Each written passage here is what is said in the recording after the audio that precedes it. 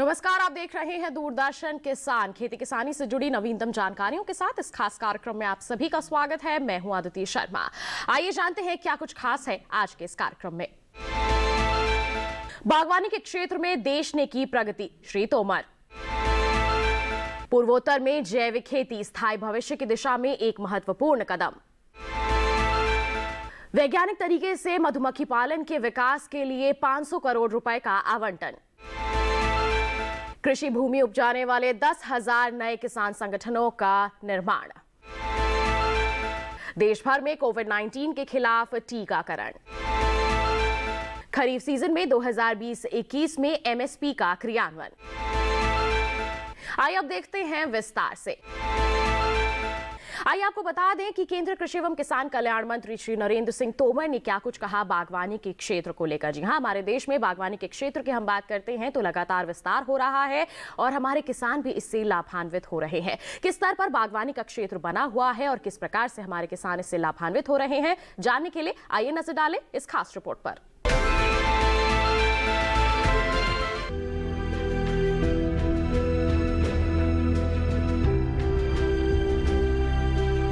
बागवानी के क्षेत्र में देश ने की प्रगति। श्री तोमर ने गुरुवार को confederation of horticulture association of India द्वारा आयोजित वेबिनार का मुख्य अतिथि के रूप में शुभारंभ किया। केंद्रीय कृषि एवं किसान कल्याण, ग्रामीण विकास, पंचायत राज और खाद्य प्रसंस्करण उद्योग मंत्री श्री नरेंद्र सिंह तोमर ने कहा कि भारत ने बागवानी के क्षेत्र और बागवानी उत्पादों के निर्यात में काफी प्रगति की है। भारत में उत्पादित बागवानी फसलों की विदेशों में मांग बढ़ रही है। संयुक्त राष्ट्र की ओर से घोषित फल सब्जियों के अंतर्राष्ट्रीय वर्ष 2021 के उपलक्ष्य में स्वास्थ्य व आजीविका के लिए फल सब्जियों के उत्पादन और उपयोग में नए प्रतिमान विषय पर आयोजित वेबिनार में श्री तोमर ने कहा कि आज हम खाद्यान्न के क्षेत्र में न केवल आत्मनिर्भर है बल्कि निर्यात भी करते हैं। इस उपलब्धि में अन्नदाताओं का कठिन परिश्रम, वैज्ञानिकों की मेहनत एवं देश की कृषि सम्मत नीतियों का बड़ा योगदान है। आज देश में खाद्यान्न का उत्पादन लगभग 295 मिलियन टन है। देश ने दुग्ध उत्पादन में भी अभूतपूर्व प्रगति करते हुए विश्व में प्रथम स्थान हासिल करने में सफलता प्राप्त की है। मछली व पोल्ट्री उत्पाद में भी काफी बढ़ोतरी हुई है। भारत ने बागवानी फसलों के उत्पादन में विश्व परिदृश्य में एक बड़े मुकाम को हासिल कर लिया है। बागवानी फसलों का कुल उत्पादन 320 मिलियन टन हो गया है। इस उपलब्धि में राष्ट्रीय बागवानी मिशन का भी योगदान है। देश विभिन्न कृषि जलवायु क्षेत्रों की उपलब्धता वाला समृद्ध राष्ट्र है, जहां पौधों के आनुवांशिक संसाधनों की विशाल विविधता के रूप में राष्ट्रीय धरोहर मौजूद है। आम, केला, पपीता, अमरूद एवं भिंडी का उत्पादन विश्व में भारत में अव्वल है तथा आलू, बैंगन, प्याज, फूल गोभी व पत्ता गोभी उत्पादन में देश दूसरे स्थान पर है। मुख्य रूप से गुणवत्ता युक्त उन्नत किस्मों के बीज एवं पौध सामग्री का प्रयोग, सघन बागवानी प्रणाली, बूंद बूंद सिंचाई, समेकित पोषण प्रबंधन, समेकित कीट व्याधि प्रबंधन, मूल्य संवर्धन, संरक्षित खेती आदि के कारण बागवानी फसलों के उत्पादन में बढ़ोतरी हुई है। श्री तोमर ने कहा कि कोविड के दौरान कृषि क्षेत्र ने आपदा को अवसर में बदलते हुए खाद्य आपूर्ति श्रृंखला को बनाए रखने में महत्वपूर्ण भूमिका अदा की है। हमारी कार्यशैली में बदलाव आया है, लोगों को प्रकृति के ज्यादा करीब आने का अवसर मिला है व खान पान में हर्बल एवं औषधीय फसलों का उपयोग बढ़ा है। रोग प्रतिरोधक क्षमता को बनाए रखने के लिए औषधीय फसल, हल्दी, तुलसी, अदरक, गिलोय, लौंग, काली मिर्च, दालचीनी आदि का उपयोग एवं मांग बढ़ी है। खाद्य श्रृंखला में बायोफोर्टिफाइड फसलों को शामिल करने व आहार में विविधता लाने का भी प्रयास कर रहे हैं, जिससे पोषण के लिए अनाजों पर निर्भरता कम हो। केंद्रीय मंत्री श्री तोमर ने कहा कि सरकार किसानों की आय दोगुनी करने के लिए भी प्रतिबद्ध है। इसके लिए सरकार ने कई योजनाएं बनाई है, जिनमें पीएम किसान सम्मान निधि योजना, पीएम सिंचाई योजना, पीएम फसल बीमा योजना, मृदा स्वास्थ्य कार्ड, एफपीओ, जैविक कृषि विकास योजना, एक जिला एक उत्पाद आदि प्रमुख है। प्रधानमंत्री श्री नरेंद्र मोदी के नेतृत्व में सरकार ने किसानों के कौशल विकास के लिए भी महत्वपूर्ण कदम उठाए हैं, जिसमें भारतीय कृषि कौशल विकास परिषद की स्थापना प्रमुख है। इसके अंतर्गत किसानों को कृषि एवं बागवानी की नई तकनीकियों की ट्रेनिंग दी जा रही है। देश में 722 कृषि विज्ञान केंद्रों, भारतीय कृषि अनुसंधान परिषद के 103 संस्थानों तथा 63 कृषि विश्वविद्यालयों द्वारा कृषि, बागवानी, पशुपालन, मत्स्य पालन आदि की नई तकनीकियों के बारे में किसानों को अपडेट किया जा रहा है। भारतीय कृषि ने अभूतपूर्व प्रगति की है, वहीं क्षेत्र की चुनौतियों का सामना करने के लिए भी कटिबद्ध है, जिसके लिए कल्याणकारी योजनाएं लागू की गई है। साथ ही कृषि बजट में वृद्धि कर आधारभूत संरचना के विकास पर जोर दिया गया है। उत्पादन बढ़ने के साथ उत्पादों को खराब होने से भी बचाया जा सके। फल सब्जियों की खेती को बढ़ावा देने व फसल पश्चात नुकसान कम करने के लिए खाद्य प्रसंस्करण उद्योग मंत्रालय के तहत ऑपरेशन ग्रीन्स नामक योजना संचालित की जा रही है। मंत्रालय द्वारा टमाटर, प्याज व आलू को लेकर मूल्य श्रृंखला के एकीकृत विकास की इस स्कीम का विस्तार करके 22 उपज को इसमें शामिल कर लिया गया है। उन्होंने अपील की कि विश्व स्वास्थ्य संगठन द्वारा अनुशंसित प्रतिदिन 400 ग्राम तक फल सब्जियों का सेवन बढ़ाने की दिशा में भी सभी योगदान दें। हम सभी जानते हैं कि देश के पूर्वोत्तर क्षेत्र में जैविक खेती को खुले दिल से अपनाया जा रहा है और किसान इससे काफी हद तक लाभान्वित भी हो रहे हैं। किस तरह से जैविक खेती को बढ़ावा देने के लिए यहाँ पर कार्य किए जा रहे हैं और किसान किस तरह से लाभान्वित हो रहे हैं, जानने के लिए आइए नजर डालें इस खास रिपोर्ट पर।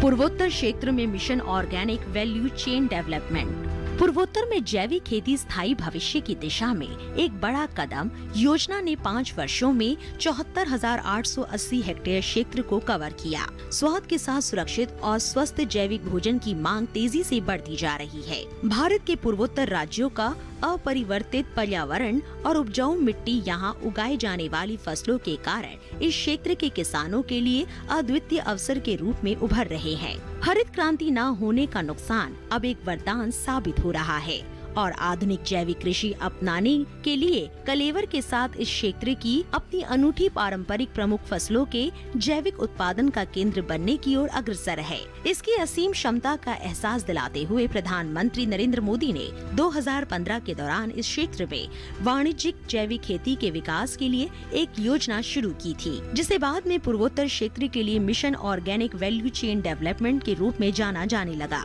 ये योजना 134 करोड़ रुपए के औसत वार्षिक आवंटन के साथ शुरू हुई थी और पिछले 5 वर्षों के दौरान इसने अब तक 74,880 हेक्टेयर क्षेत्र को कवर किया है। एफपीसी के माध्यम से किसान बड़ी अर्थव्यवस्थाओं से जुड़ रहे हैं, थोक खरीदारों से व्यापार कर रहे हैं और व्यापारियों तथा बिचौलियों पर निर्भरता को खत्म कर रहे हैं। MOVCDNER के तहत एफपीसी को collection centre, custom hiring centre, processing infrastructure और पैकर्स सहित सभी प्रमुख ढांचागत सुविधाएं मिलती है। MOVCDNER योजना के तहत कई एफपीओ ने बिग बास्केट, बिग बाजार और पारवर्ता फूड्स जैसी अग्रणी कंपनियों के साथ विक्रेताओं के रूप में पंजीकरण किया है। रेवन फूड्स तथा रिलायंस फ्रेश जैसे ऑर्गेनिक ब्रांडों को आपूर्ति की है, जिसके परिणाम स्वरूप आय बढ़ी है और फसल कटाई के बाद का नुकसान कम हुआ है। अपनी आमदनी में इस अनुभव के साथ पूर्वोत्तर के किसानों को अब बाजार की मांग और ग्रेडिंग, छटाई, पैकेजिंग मानक बेहतर तरीके से समझ आने लगे हैं। इस योजना के तहत पेशेवर परियोजना प्रबंधन टीम के माध्यम से किसान उद्योग कनेक्ट सुविधा में पिछले 5 वर्षों में उल्लेखनीय रूप से वृद्धि देखी गई है। ऐसे समय से जब पूर्वोत्तर को व्यापार लेन देन करने के लिए एक मुश्किल जगह माना जाता था, अब कई कंपनियां खरीद के लिए सीधे एफपीसी से जुड़ती जा रही है। इससे एक कदम आगे बढ़ाते हुए 2021 में MOVCDNER के तहत 5 एफपीसी प्रमुख निर्यात घरानों और न्यूट्रास्यूटिकल कंपनियों के साथ कैलुंडुला, फूल, हल्दी और अदरक की अनुबंध खेती के कार्य में लगे हुए हैं। MOVCDNER ने उद्यमिता विकास में भी महत्वपूर्ण भूमिका निभाई है और खाद्य व्यवसाय स्थापित करने में एफपीसी तथा स्थानीय उद्यमियों दोनों को प्रोत्साहित भी किया है। तकनीकी और मौद्रिक सहायता यानी एफपीओ के लिए 75% सब्सिडी और खाद्य प्रसंस्करण व कटाई के बाद की इकाइयों की स्थापना के लिए निजी उद्यमियों को 50% सब्सिडी के माध्यम से कीवी वाइन, अचार, फल, कैंडी, हर्बल टी, पैकेज्ड मसाले, ब्लैक राइस उत्पाद, सॉस, फ्रूट जूस आदि जैसे विभिन्न उत्पादों से डील करने वाले क्षेत्र में 7 से अधिक ब्रांड सामने आए हैं। 83,075 किसानों और 169 FPC में 74,889 हेक्टेयर क्षेत्र को शामिल करना अपने आप में अधिकतम संख्या में है, जबकि MOVCDNER योजना पूर्वोत्तर क्षेत्र के एक एग्रीगेटर और प्रोसेसर में शामिल है। इसके साथ कार्यक्रम में वक्त हो चला है एक छोटे से ब्रेक का। आपका हिम्मत जाइए, जल्द ही हाजिर होंगे। बने रहिए दूरदर्शन किसान पर और देखते रहिए हमारा ये खास कार्यक्रम।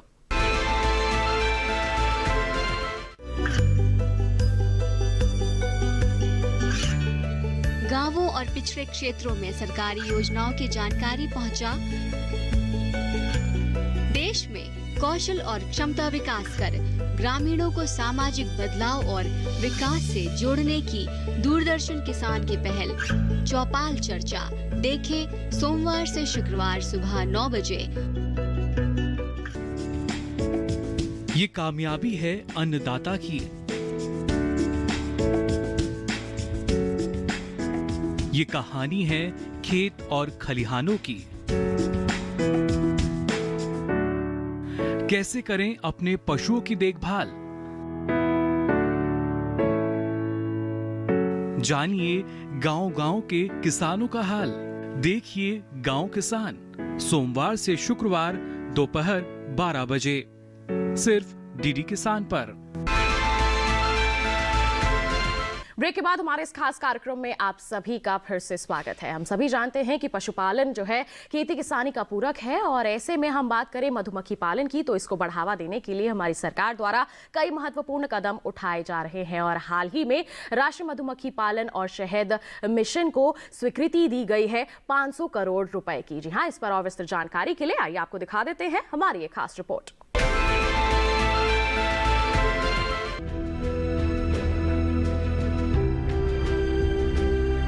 देश में एकीकृत कृषि प्रणाली के तहत मधुमक्खी पालन के महत्व को ध्यान में रखते हुए सरकार ने 3 साल के लिए राष्ट्रीय मधुमक्खी पालन एवं शहद मिशन को 500 करोड़ रुपए के आवंटन को स्वीकृति दे दी है। इस मिशन की घोषणा आत्मनिर्भर भारत योजना के तहत की गई थी।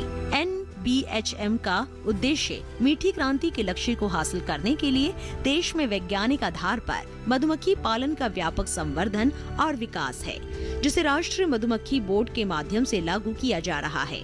NBHM का मुख्य उद्देश्य कृषि और गैर कृषि परिवारों के लिए आमदनी और रोजगार संवर्धन के उद्देश्य से मधुमक्खी पालन उद्योग के समग्र विकास को प्रोत्साहन देना है। कृषि व बागवानी उत्पादन को बढ़ाना, अवसंरचना सुविधाओं के विकास के साथ ही एकीकृत मधुमक्खी विकास केंद्र COI, शहद परीक्षण प्रयोगशालाओं, मधुमक्खी रोग निदानिकी प्रयोगशालाएं, परंपरागत भर्ती केंद्रों, एपीथेरेपी केंद्रों, न्यूक्लियर स्टॉक, बी ब्रीडर्स आदि की स्थापना और मधुमक्खी पालन के माध्यम से महिलाओं का सशक्तिकरण है। इसके अलावा योजना का उद्देश्य मिनी मिशन 1 के अंतर्गत वैज्ञानिक पद्धति से मधुमक्खी पालन के प्रबंधन, मधुमक्खी उत्पादों के बारे में जागरूकता के प्रसार के साथ ही मिनी मिशन 2 के अंतर्गत संग्रहण, प्रसंस्करण, भंडारण, विपणन, मूल्य संवर्धन आदि, और मिनी मिशन 3 के अंतर्गत मधुमक्खी पालन में शोध एवं प्रौद्योगिकी उत्पादन है। 2020-21 के लिए NBHM को 150 करोड़ रुपए का आवंटन किया गया है। वैज्ञानिक मधुमक्खी पालन को लेकर जागरूकता और क्षमता निर्माण मधुमक्खी पालन के माध्यम से महिलाओं का सशक्तिकरण, आय बढ़ाने में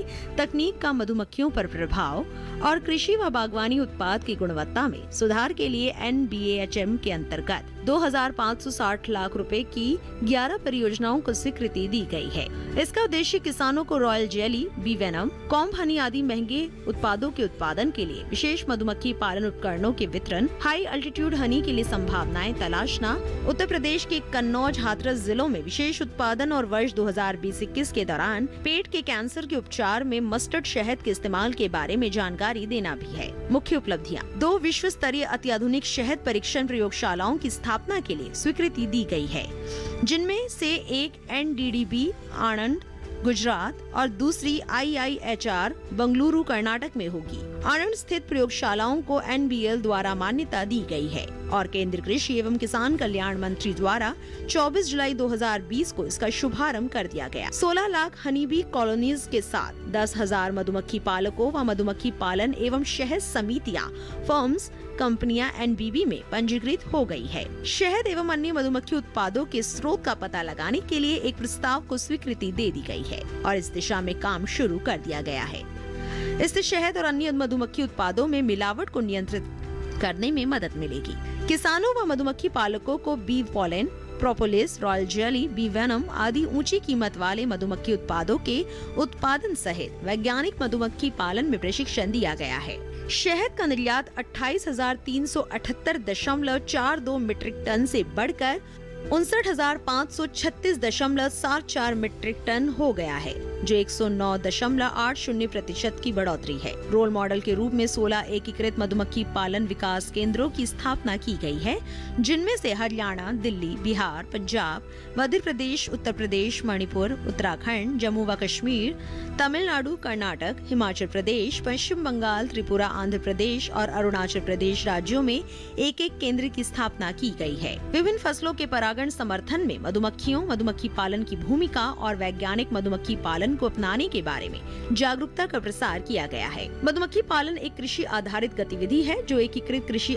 व्यवस्था के तहत ग्रामीण क्षेत्र में किसान व भूमिहीन मजदूरों द्वारा की जा रही है। फसलों के परागण में मधुमक्खी पालन खासा उपयोगी है। कृषि आय में बढ़ोतरी के माध्यम से किसानों व मधुमक्खी पालकों की आय बढ़ रही है और शहद व bee wax, bee pollen, propolis, royal jelly, bee venom आदि महंगे मधुमक्खी उत्पाद उपलब्ध हो रहे हैं। भारत की विविधतापूर्ण कृषि जलवायु मधुमक्खी पालन, शहद पालन और शहद के निर्यात के लिए व्यापक संभावनाएं और अवसर उपलब्ध कराती है।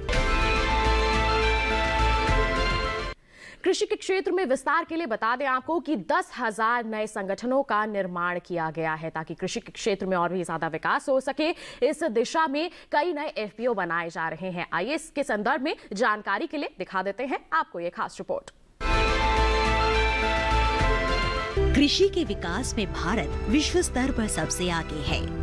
इसका लक्ष्य 2022 तक निर्यात को 2 गुना करना है। हालांकि देश में 86% से अधिक किसान छोटे और सीमांत किसान हैं। हमारे किसानों को बेहतर गुणवत्ता वाली वस्तु का उत्पादन करने के लिए प्रोत्साहित करने के लिए बेहतर तकनीक, ऋण, बेहतर जानकारी और अधिक बाजारों तक पहुंच के साथ सुविधा प्रदान करने की आवश्यकता है। एफपीओ से छोटे, सीमांत और भूमिहीन किसानों को जोड़कर उनकी आय बढ़ाने के लिए किसानों की आर्थिक ताकत और बाजार संपर्कों को बढ़ाने में मदद मिलेगी। कृषि भूमि उपजाने वाले 10,000 नए संगठनों का निर्माण और उन्हें प्रोत्साहन शीर्षक से केंद्रीय क्षेत्र की एक नई योजना शुरू की है ताकि 6,865 करोड़ रुपए के बजटीय प्रावधान के साथ देश में 10,000 नए एफपीओ बनाए जा सके और उन्हें बढ़ावा दिया जा सके। कृषि और बागवानी की उपज उत्पादन के बढ़े हुए स्तर द्वारा प्राप्त मुनाफे में आनुपातिक बचत का लाभ उठाने और सदस्यों के लिए बाजार पहुंच में सुधार के लिए खेती की जाती है। कृषि मूल्य श्रृंखला संगठन एफपीओ बनाते हैं और सदस्यों की उपज के लिए 60% बाजार लिंकेज की सुविधा प्रदान करते हैं। वर्ष 2020-21 के दौरान एफपीओ के गठन के लिए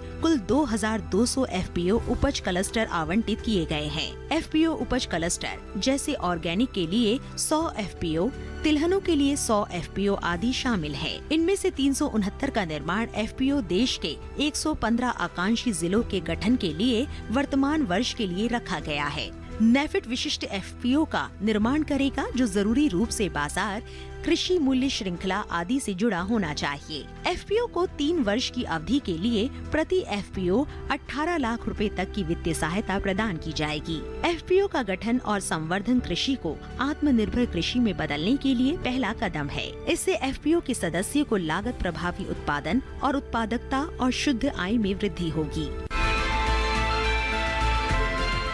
खरीफ विपणन सीजन 2020-21 में बता दें आपको कि फसलों की सरकारी खरीद लगातार जारी है और इसमें भी अगर हम मुख्य तौर पर बात करते हैं यहाँ पर धान की फसल की, तो कई अच्छे स्तर पर इसकी खरीद की जा रही है और हमारे कई किसान हैं जो इससे लाभ ले चुके हैं। किस तरह से हमारे किसान इससे लाभान्वित हो रहे हैं, जानने के लिए आइए आपको दिखाएं ये खास रिपोर्ट। खरीफ विपणन सत्र 2020-21 के दौरान सरकार द्वारा अपनी मौजूदा एमएसपी योजनाओं के अनुसार ही किसानों से न्यूनतम समर्थन मूल्य पर खरीफ फसलों की खरीद प्रक्रिया जारी है, जिस प्रकार से विगत सत्रों में होती रही है। खरीफ 2020-21 के लिए धान की खरीद सुचारू रूप से चल रही है। पंजाब, हरियाणा, उत्तर प्रदेश, तेलंगाना, उत्तराखंड, तमिलनाडु, चंडीगढ़, जम्मू और कश्मीर, केरल, गुजरात, आंध्र प्रदेश, छत्तीसगढ़, ओडिशा, मध्य प्रदेश, महाराष्ट्र, बिहार, झारखंड, असम, कर्नाटक, पश्चिम बंगाल और त्रिपुरा से धान की खरीद की जा रही है। किसानों से 620,04,000 मीट्रिक टन से अधिक धान की खरीद की जा चुकी है, जबकि इसी समान अवधि में पिछले वर्ष केवल 527,21,000 मीट्रिक टन धान की खरीद हो पाई थी। इस वर्ष में अब तक की गई खरीद से धान में पिछले साल के मुकाबले 17.60% की वृद्धि दर्ज देखी गई है। 620,04,000 मीट्रिक टन धान की कुल खरीद में से अकेले पंजाब की हिस्सेदारी 202,82,000 मीट्रिक टन है, जो कि कुल खरीद का 32.71% है। सरकार की वर्तमान एमएसपी योजनाओं का लाभ देते हुए मौजूदा खरीफ विपणन सत्र में न्यूनतम समर्थन मूल्य के अनुसार 1,17,064 करोड़ 59 लाख रुपए का भुगतान दिनांक 8 फरवरी 2021 तक किया जा चुका है। खरीफ विपणन सत्र 2020 के लिए मूल्य समर्थन योजना के तहत 51,92,000 मीट्रिक टन दलहन और तिलहन की खरीद को भी मंजूरी प्रदान की गई है। इसके अतिरिक्त आंध्र प्रदेश, कर्नाटक, तमिलनाडु और केरल राज्यों से 1,23,000 मीट्रिक टन कोपरा की खरीद के लिए भी स्वीकृति दी गई है। गुजरात और तमिलनाडु राज्यों में रबी विपणन सीजन 2020-21 के लिए 14,20,000 मीट्रिक टन दलहन और तिलहन की खरीद को मंजूरी प्रदान की गई थी। कोपरा और उड़द की फसल के लिए अधिकांश प्रमुख उत्पादक राज्यों में एमएसपी पर या फिर उससे ऊपर की दर पर भुगतान किया जा रहा है। इसी के साथ कार्यक्रम में वक्त हो चला है एक और छोटी सी ब्रेक का। आप कहीं मत जाइए, जल्द ही हाजिर होंगे। बने रहिए दूरदर्शन किसान पर।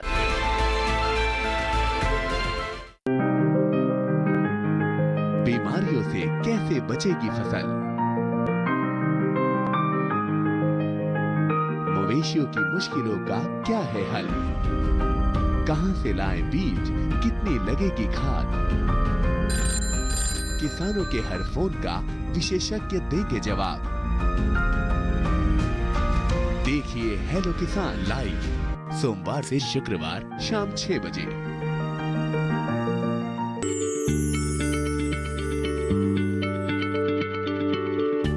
क्या आप किसी बीमारी से परेशान हैं?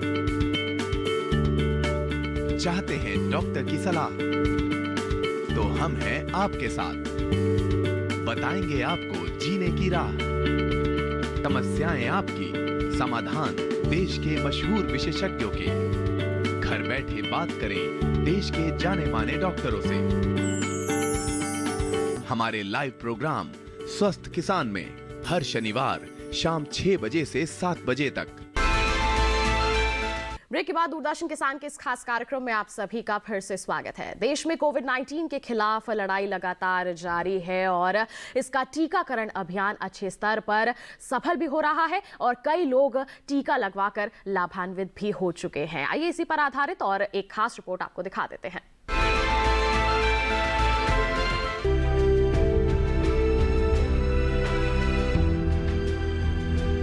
राज्य व केंद्र शासित प्रदेशों में टीका लगा चुके लाभार्थियों की संख्या इस प्रकार है। दिल्ली में 1,26,353, बिहार में 4,02,081, आंध्र प्रदेश में 3,24,415, गुजरात में 5,61,499, हरियाणा में 1,84,730, कर्नाटक में 4,39,543, मध्य प्रदेश में 3,80,112, महाराष्ट्र में 5,33,480, ओडिशा में 3,25,493, राजस्थान में 4,90,356, पश्चिम बंगाल में 3,98,319 और उत्तर प्रदेश में 6,73,542।